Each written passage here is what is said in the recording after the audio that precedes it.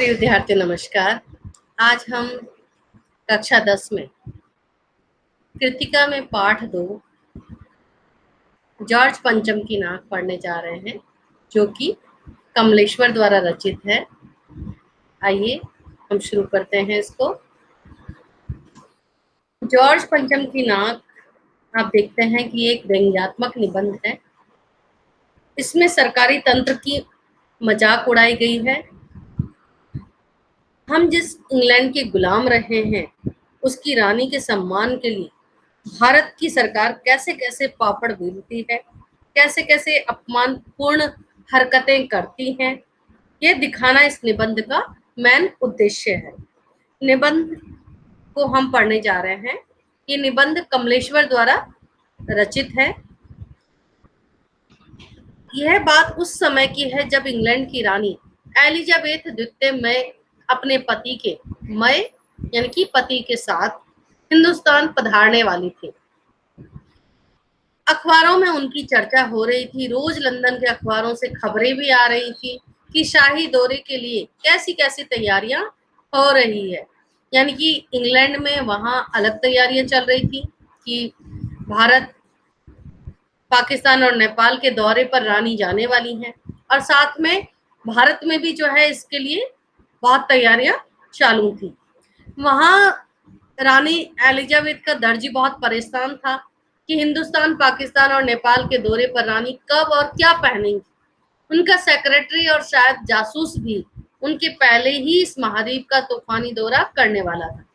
यानी कि रानी के आने से पहले उनका सेक्रेटरी जो है एक बार दौरा करके सारा एहतियात और सुरक्षा को जांच कर ही जो है वो वापस इसके साथ वहां जाने वाला है। तो इस तरह से अब यहाँ आपने देखा कि आखिर कोई मजाक तो था नहीं, क्योंकि जमाना अब बदल चुका था, आधुनिक हो चुका था। अब फौज फाटे के साथ निकलने के दिन बीत चुके थे, इसलिए फोटोग्राफरों की फौज भी तैयार हो रही थी। इंग्लैंड के अखबारों की कतरने हिंदुस्तानी अखबारों में दूसरे दिन चिपकी नजर आती थी। यानी कि वहां जो छपता था उसी की कटिंग कर करके भारतीय अखबारों में जो है दूसरे दिन छाप दिया जाता था। रानी ने एक ऐसा हल्के नीले रंग का सूट बनवाया है जिसका रेशमी कपड़ा हिंदुस्तान से मंगाया गया है, कि करीब 400 पाउंड खर्चा उस सूट पर आया है। यानी कि उसके कपड़े से लेके हर तरह की बातें जो है अखबार में छप रही थी। रानी एलिजाबेथ की जन्म पत्री भी छपी, प्रिंस फिलिप के कारनामे भी छपे, और तो और उनके नौकरों, बावर्चियों, खानसामों, अंगरक्षकों की पूरी जीवनियां देखने में आई। शाही महल में रहने और पलने वाले कुत्तों तक की तस्वीरें अखबारों में छप गई। तो इस तरह से आपने देखा कि बड़ी धूम थी, बड़ा शोर शराबा था। शंख इंग्लैंड में बज रहा था और गूंज हिंदुस्तान में आ रही थी। अभी मैंने आपको पहले ही बता दिया है कि निबंध व्यंग्यात्मक है कि किस प्रकार जो है रानी भारत आ रही थी। अब भारत वो नहीं था, अब परतंत्र नहीं था, इंग्लैंड के कब्जे वाला नहीं था। अब भारत स्वतंत्र हो चुका था, आजाद हो चुका था, विश्व का सबसे बड़ा लोकतंत्र हो चुका था। लेकिन फिर भी भारतीय गुलामी की जो मानसिकता है, जो सरकार के द्वारा और सरकार के क्षेत्र में जो फैली हुई थी, उसके ऊपर बड़ा व्यंग किया गया है।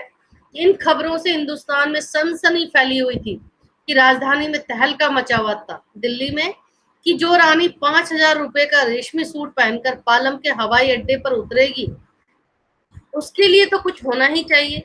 कुछ क्या, बहुत कुछ होना चाहिए, जिसके बावर्ची पहले महायुद्ध में जान हथेली पर लेकर लड़ चुके हैं। यानी कि बावर्ची जो रसोइये होते हैं, यानी कि राजा महाराजा के खाने से पहले उनको खाना पड़ता था, तो अपनी जान को जो है एक तरह से दाव पर लगा देते थे। उसकी शान शौकत से के क्या कहने। और वही रानी अब दिल्ली आ रही है। नई दिल्ली से नई दिल्ली ने अपनी तरफ देखा और बेसाख्ता मुंह से निकल गए, वह आए हमारे घर, खुदा की रहमत है। अब यहाँ पर जो है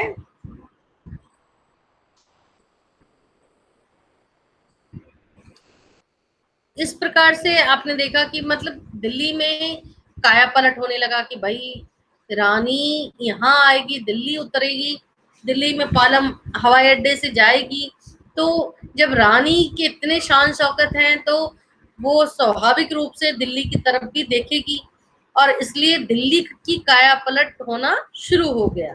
यानी कि दिल्ली में जो है सड़कें बनने लग गई और साफ सफाई सब कुछ जो है बिल्कुल दिल्ली की एक जो रूप था वो बिल्कुल बदल रहा था। अब कहते हैं वे हमारे आए हमारे घर खुदा की रहमत है, यानी कि ये ईश्वर की जो है एक तरह से आशीर्वाद है कि वो हमारे घर आ रहे हैं, दिल्ली आ रहे हैं। हम उनको कभी अपने घर को देखते हैं भाई, एक तो उनको देखते हैं और एक दिल्ली को देखते हैं, तो दोनों में बहुत फर्क था, और यही सोचकर सरकारी तंत्र जो है दिल्ली की काया पलट में लग गई। अब करिश्मा तो ये था कि किसी ने किसी से नहीं कहा कि भाई दिल्ली में कुछ होना चाहिए, लेकिन अपने आप जो है दिल्ली की सड़कें जवान हो गई, यानी नई सड़कें बिछ गई, बुढ़ापे की धूल साफ हो गई, जहां इमारतें जो है बिल्कुल जर्जर अवस्था में थी उनको जो है सुंदर किसी सुंदरी की तरह उसको सजाया गया, श्रृंगार किया गया। लेकिन एक बड़ी मुश्किल पेश थी, वह थी जॉर्ज पंचम की नाक। अब देखिए यहाँ से शुरू होता है, नई दिल्ली में सब कुछ था, सब कुछ होता जा रहा था, सब कुछ हो जाने की उम्मीद भी थी, पर जॉर्ज पंचम की नाक बड़ी मुसीबत थी। नई दिल्ली में सब था, सिर्फ नाक नहीं थी। अब देखो नाक यहाँ जो है वो वैसे तो इज्जत की प्रतीक मानी जाती है, और इज्जत की प्रतीक के रूप में ही यहाँ व्यंग के रूप में कहा गया है कि सब कुछ था लेकिन नाक नहीं थी। इसके पीछे किस तरह से उन्होंने वर्णन किया है कि इसकी एक बहुत बड़ी यहाँ पर कहानी के रूप में प्रकट किया गया है, बताया गया है कि इस नाक के लिए बड़े तहलके मचे थे। तहलके यानी बहुत हल्ला था। किसी वक्त आंदोलन भी हुए थे, पहले भी बहुत आंदोलन किए गए थे, राजनीतिक पार्टियों ने प्रस्ताव भी पास किए थे, चंदा भी जमा किया था, कुछ नेताओं ने भाषण भी दिए थे, गर्मा गर्म बहसें भी हुई थी, अखबारों के पन्ने भी रंग गए थे। बहस इस बात पर थी कि जॉर्ज पंचम की नाक रहने दी जाए या हटा दी जाए। यानी कि पार्टियों में पक्ष विपक्ष में इस बात पर भी बहुत बहस हुई कि भाई यदि ये मूर्ति लगाई गई थी अंग्रेजों के द्वारा, अब इसकी नाक यदि हट गई है तो उस मूर्ति को हटा दें या रहने दें। और जैसा कि हर राजनीतिक आंदोलन में होता है, कुछ पक्ष में थे, कुछ विपक्ष में थे, और ज्यादातर लोग खामोश थे, और खामोश रहने वालों की ताकत दोनों तरफ थी, क्योंकि जो बोल रहे थे वो सोच रहे थे कि क्या पता ये लोग हमारे पक्ष में हैं, और जो विपक्ष में थे कि भाई नहीं इसको हटा दिया जाए, तो वो सोचते थे हमारे पक्ष में है। तो ये आंदोलन इस तरह से चल रहा था। जॉर्ज पंचम की नाक के लिए हथियारबंद पहरेदार तैनात कर दिए गए थे। क्या मजाल की कोई उनके नाक तक पहुंच जाए। हिंदुस्तान में जगह जगह ऐसी नाकें खड़ी थी, और जिन तक लोगों के हाथ पहुंच गए उन्हें शानो शौकत के साथ उतार कर अजायब घरों में पहुंचा दिया गया। कहीं कहीं तो शाही लाटों की नाकों के लिए गुरिल्ला युद्ध होता रहा। अब शाही लाटों लाटों यानी मूर्तियों की तरफ। अब यहाँ पे देखो इस पूरे पैराग्राफ में जो है एक तरह से व्यंग है कि भाई हिंदुस्तान में तो बहुत ऐसी नाकें खड़ी थी, यानी कि जिन्होंने भारतीय इज्जत को या भारतीय प्रतिष्ठा को बचाने के लिए अपने जीवन को जो है न्यौछावर कर दिया। लेकिन ऐसे लोगों को तो जो है यदि वो खंडित हो जाती हैं तो उनको अजायब घरों में यानी चिड़ियाघरों में ऐसी जगहों पर पहुंचा दिया गया। और कहीं कहीं तो शाही लाटों की नाकों के लिए गुरिल्ला युद्ध होता रहा। गुरिल्ला यानी छुपकर जो युद्ध होता है। उसी जमाने में यह हादसा हो गया। इंडिया गेट के सामने वाली जॉर्ज पंचम की जो लाट थी उसकी नाक एकाएक गायब हो गई। अब ये आंदोलन चल रहे थे, उसी बीच में उस जॉर्ज पंचम की नाक यानी मूर्ति की जो नाक थी वो किसी ने तोड़ दिया और वो गायब हो गई। और इसलिए जो है उस मूर्ति के आगे हथियारबंद पहरेदार तैनात रहे, गश्त लगती रही और लाट की नाक चली गई। यानी कि इसकी सुरक्षा के लिए, अंग्रेजों की सुरक्षा के लिए इतने स्वतंत्र सरकार ने भी बहुत उनको इज्जत सम्मान देने के लिए सब कुछ किया, लेकिन फिर भी जो है उसकी जो है नाक थी, जो इज्जत थी वो चली गई। अब यहाँ पे प्रश्न था कि रानी आए और नाक ना हो। एकाएक परेशानी बढ़ी कि भाई जॉर्ज पंचम की मूर्ति पर यदि नाक नहीं होगी और ये उनके द्वारा स्थापित की हुई मूर्ति है, तो बहुत अच्छी बात नहीं है। और इसीलिए एकदम से परेशानी बढ़ गई, बड़ी सरगर्मी शुरू हुई। देश के खैर गवाहों की एक मीटिंग बुलाई गई। खैर गवाहों यानी कि जो अच्छा सोचते थे देश के बारे में, उन लोगों की मीटिंग बुलाई गई और मसला पेश किया गया। ये जो मसला है, जो समस्या है, उसको रखा गया कि क्या किया जाए। वहां सभी सहमत थे कि अगर ये नाक नहीं है तो हमारी भी नाक नहीं रह जाएगी, क्योंकि सारे खैर गुआ थे, यानी सब अंग्रेज सरकार को भलाई चाहने वाले या मानने वाले ऐसे लोगों की पूरी टीम थी। और उनको ये लगा कि भाई रानी आए और इस मूर्ति पर नाक नहीं हो तो हमारी तो बेइज्जती हो जाएगी। उच्च स्तर पर मशवरे हुए, सलाह किए गए, बड़े से बड़े ऊंचे विभाग में दिमाग खरोंचे गए। सबने अपने आइडिया बताए, सबने सोचा, सोच विचार किया और अंत में तय किया गया कि हर हालत में इस नाक का होना बहुत जरूरी है। यानी इस मूर्ति पर तो नाक लगनी चाहिए, क्योंकि इससे तो हमारी इज्जत जुड़ी हुई है। और ये तय होते ही एक मूर्तिकार को हुक्म दिया गया कि वह फौरन दिल्ली में जा हाजिर हो, यानी दिल्ली जाकर हाजिर हो जाए। मूर्तिकार यूं तो कलाकार था, पर जरा पैसे से लाचार, यानी कि वो बहुत ज्यादा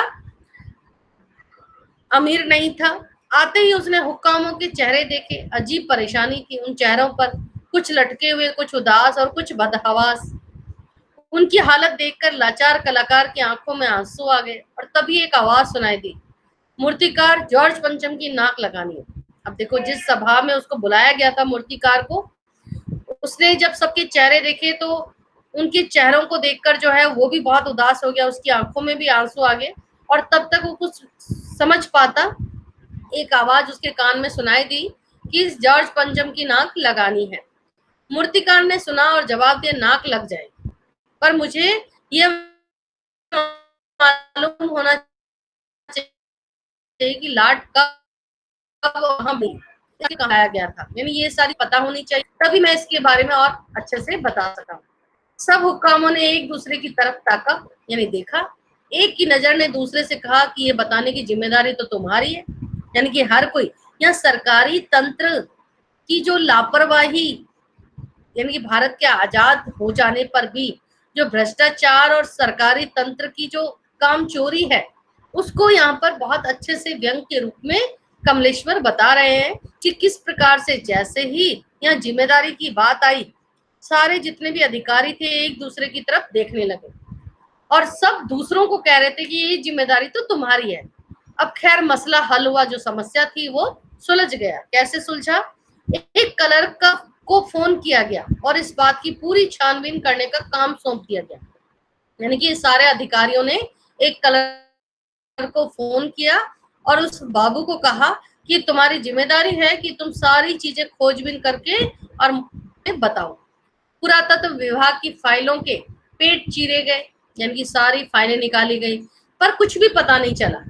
क्लर्क ने लौटकर कमेटी के सामने कांपते हुए डर के मारे बयान दिया, सर मेरी खता माफ हो, यानी मेरी गलती नहीं है, फाइलें सब कुछ हजम कर चुकी है। यानी फाइल में तो कुछ भी नहीं मिला, जो इससे संबंधित फाइल थी इसके बारे में जो भी लिखा हुआ था वो मुझे कहीं नहीं मिला। हुक्कामों के चेहरों पर उदासी के बादल छा गए।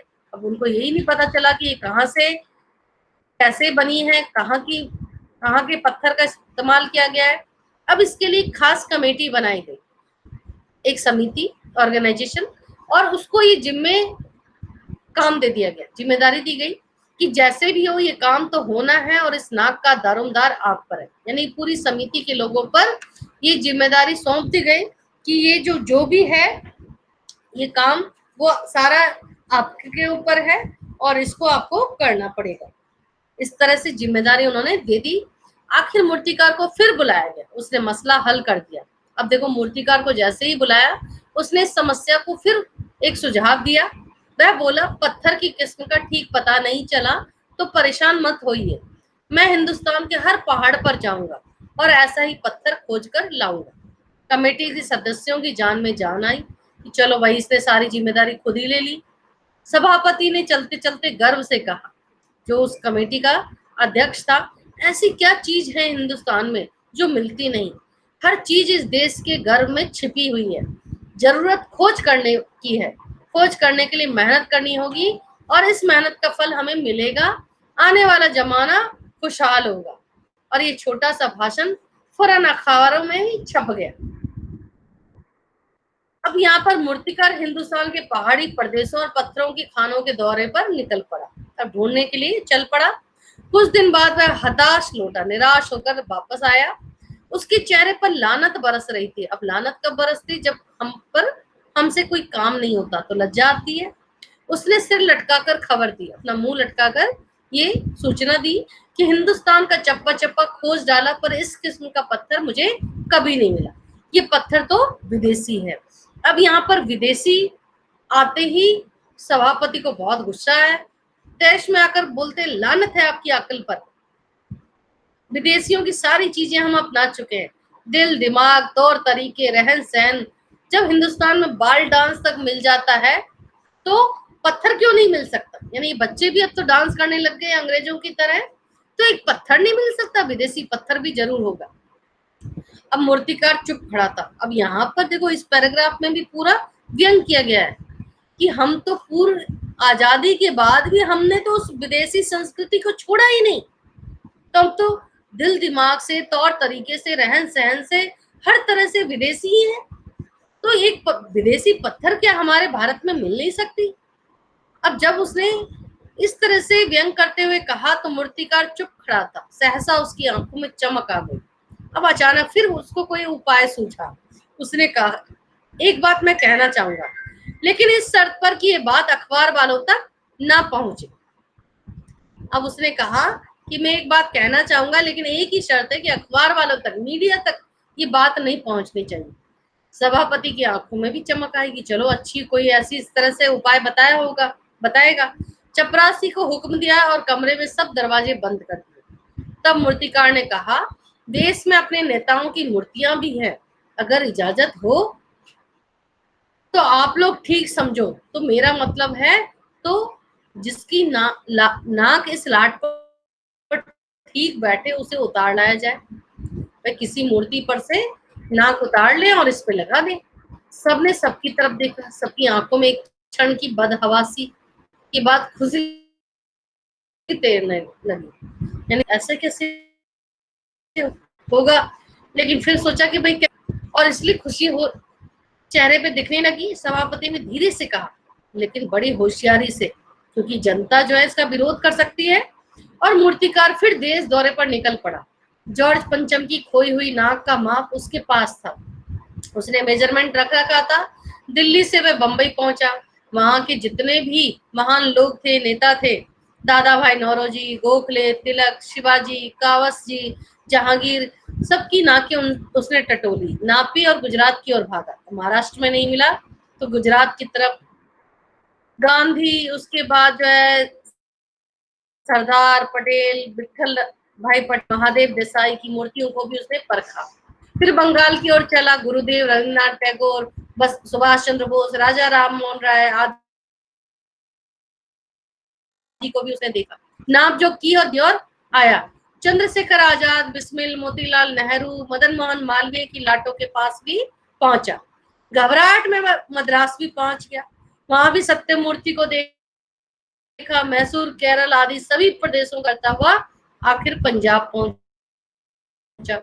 वहां लाला लाजपत राय भगत सामना हुआ और फिर लौटकर वो दिल्ली पहुंचा और उसने अपनी मुश्किल बयान की कि पूरे हिंदुस्तान की परिक्रमा कराया, सब मूर्तियां दिखाया, सबकी नाकों का नाप लिया, पर जॉर्ज पंचम की इस नाक से सब बड़ी निकली।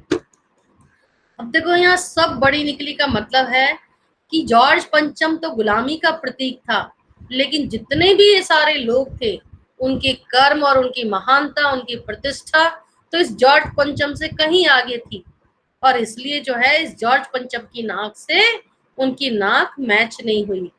सुनकर सब हताश हो गए और झुंझलाने लगे।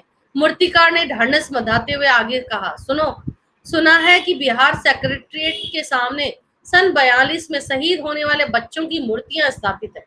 शायद बच्चों की नाक ही फिट हो जाए। भाई, बड़ों की तो नाक फिट नहीं हुई, हो सकता है कि उन बच्चों की नाक इस पर फिट हो जाए। ये सोचकर वहां भी पहुंचा, पर जब उन बच्चों की नाकें भी इससे कहीं बड़ी बैठती हैं, अब बताइए मैं क्या करूं। यानी कि भारत में, बिहार में उस समय बिहार सेक्रेटरीट के सामने सन 42 में जो शहीद होने वाले, जो अंग्रेजी जो वहाँ उनका जो सेक्रेटरीट था, सचिवालय था, उस पर झंडा फहराने वाले वो जो छोटे छोटे बच्चे थे, उनकी प्रतिष्ठा भी इस जॉर्ज पंचम से कहीं ज्यादा निकली थी। और इसलिए वो कहते हैं कि उनकी नाकें भी इन पर कहीं नहीं बैठी। अब बताइए मैं क्या करूं। राजधानी में सब तैयारियां थी, बस जॉर्ज पंचम की लाट को मलमल कर नहलाया गया, रोगन लगाया गया चमक के लिए, सब कुछ हो चुका था, सिर्फ नाक नहीं थी। बात फिर बड़े हुकामों तक पहुंची, बड़ी खलबली मची। अगर जॉर्ज पंचम के नाक न लग पाई तो फिर रानी का स्वागत करने का मतलब, ये तो अपनी नाक कटाने वाली बात हुई। भाई कैसे पहुंचेंगे, किस मुंह से पहुंचेंगे। लेकिन मूर्तिकार भी पैसे से लाचार था, यानी हार मानने वाला कलाकार नहीं था। उसने सोचा कि यदि नाक लगा दूं तो मुझे भी कुछ मेहनताना मिलेगा, मुझे भी कुछ मजदूरी मिलेगी, और इसलिए वो भी हार मानने वाला नहीं था। एक हैरत अंगेज ख्याल उसके दिमाग में कौन था, हैरत अंगेज यानी बहुत आश्चर्यजनक वाली। और उसने पहली शर्त दोहराई कि भाई जिस कमरे में कमेटी बैठी हुई थी उसके दरवाजे फिर बंद कर दिए गए, वही कि किसी को पता नहीं चले, अखबार तक बात नहीं पहुंचे। और मूर्तिकार ने अपनी नई योजना पेश की। चूंकि नाक लगना एकदम जरूरी है, इसलिए मेरी राय है कि 40 करोड़ में से कोई एक जिंदा नाक काट कर लगा दी जाए। यानी कि उस समय तक भारत की जनसंख्या 40 करोड़ थी, और इसलिए उसने ये सलाह कि उनमें से किसी की एक नाक काट कर लगा दी जाए। अब बात के साथ ही सन्नाटा छा गया। कुछ मिनटों की खामोशी के बाद सभापति ने सबकी तरफ देखा, को ध्यान देखकर मूर्तिकार कुछ अचकचाया, अचकचाया नहीं, एकदम से चौंक उठना कि भाई ये क्या कह रहा है, भुचक्का होना। धीरे से बोला, आप लोग क्यों घबराते हैं, ये काम मेरे ऊपर छोड़ दीजिए। नाक चुनना मेरा काम है, आपकी सिर्फ इजाजत चाहिए, यानी कि केवल आप तो आज्ञा दे दो और ये काम मैं कर दूंगा। कानाफूसी हुई, इनके एक दूसरे ने कान में बात की, और फिर सलाह करके उन्होंने कहा अच्छा ठीक है, तुम करो ऐसा काम। अखबारों में सिर्फ इतना छपा कि नाक का मसला हल हो गया है, यानी कि जो नाक की समस्या थी वो सुलझ गई है, और राजपथ पर इंडिया गेट के पास वाली जॉर्ज पंचम की लाट के नाक लग रही है। नाक लगने से पहले फिर हथियारबंद पहरेदारों की वहां तैनाती हो गई। मूर्ति के आसपास का तालाब सुखाकर पहले साफ किया गया, उसकी रवाब निकाली गई, जितनी भी उसमें गंदगी थी वो सब निकाली गई। ताजा पानी डाला गया ताकि जो जिंदा नाक लगाई जाने वाली थी वह सूखने ना पाए, यानी कि चारों तरफ तालाब के पानी से उसमें ताजगी बनी रहे और वो सूखे नहीं। इस बात की खबर जनता को नहीं थी। ये सब तैयारियां भीतर भीतर चल रही थी। रानी के आने का दिन नजदीक आता जा रहा था, और मूर्तिकार खुद अपने बताए हल से परेशान था। अब उसने बता तो दिया था, जिंदा नाक लाने के लिए उसने कमेटी वालों से कुछ और मदद मांगी, और वो फिर मदद दे दी गई, लेकिन इस हिदायत के साथ कि एक खास दिन हर हालत में नाक लग जानी चाहिए। यानी कि जो विशेष दिन, जिस दिन रानी लगे आएगी उस दिन नाक लग जानी चाहिए, ये उसको हिदायत दे दी गई, यानी चेतावनी दे दी गई। और वह दिन भी आ गया, जॉर्ज पंचम के नाक लग गई। सब अखबारों में खबरें छपी कि जॉर्ज पंचम की जिंदा नाक लगाई गई है, यानी ऐसी नाक जो कतई पत्थर की नहीं लगती। लेकिन उस दिन के अखबारों में एक बात गौर करने की थी। तो क्या अखबारों में ये तो खबर छापी कि जिंदा नाक लगाई गई है, यानी कि जो पत्थर की बिल्कुल भी नहीं दिखती, लेकिन साथ में एक बात और छपी थी, वो गौर करने की जरूरत थी, यानी कि उस पर ध्यान देने की जरूरत थी। उस दिन देश में कहीं भी किसी उद्घाटन की खबर नहीं थी, किसी ने कोई फीता नहीं काटा था, कोई सार्वजनिक सभा भी नहीं हुई थी, कहीं भी किसी का अभिनंदन नहीं हुआ था, यानी स्वागत नहीं हुआ था, कोई मानपत्र भेंट करने की नौबत नहीं आई थी, किसी हवाई अड्डे या स्टेशन पर स्वागत समारोह नहीं हुआ था, किसी का ताजा चित्र भी नहीं छपा था, सब अखबार खाली थे। पता नहीं ऐसा क्यों हुआ था। नाक तो सिर्फ एक चाहिए थी, और वह भी भूत के लिए। यानी कि जैसे ये खबर छपी तो पूरे भारत में जो है लोगों को इस बात की बहुत एक तरह से ठेस पहुंची कि गुलामी मानसिकता अभी तक भारत की गई नहीं है और ये सरकारी तंत्र में जो है बिल्कुल छाई हुई है और इसके लिए जो है सब शर्मसार थे उस दिन। और इसके कारण जो है पूरा देश जो है बिल्कुल शांत था। तो इस प्रकार से आपने यहाँ पर देखा कि सरकारी तंत्र किस प्रकार से जो है आजादी के बाद भी गुलामी मानसिकता में ही जी रही थी और अभी भी जी रही है। अभी भी हम विदेशी संस्कृति और विदेशी सभ्यता को जो है अपनाने में गर्व महसूस करते हैं और भारत की जो पुरातन संस्कृति है, जो विश्व गुरु के रूप में पूरे विश्व में विख्यात था, उस संस्कृति को आज हम छोड़ रहे हैं। तो ये हमारे लिए पीड़ा की बात है और ये लेखक कमलेश्वर के लिए भी एक पीड़ा की बात थी, जो इस पाठ के माध्यम से उन्होंने बताने का प्रयत्न किया है कि हम दिखावटी प्रसिद्धि के लिए वास्तविक प्रतिष्ठा को त्याग रहे हैं। धन्यवाद।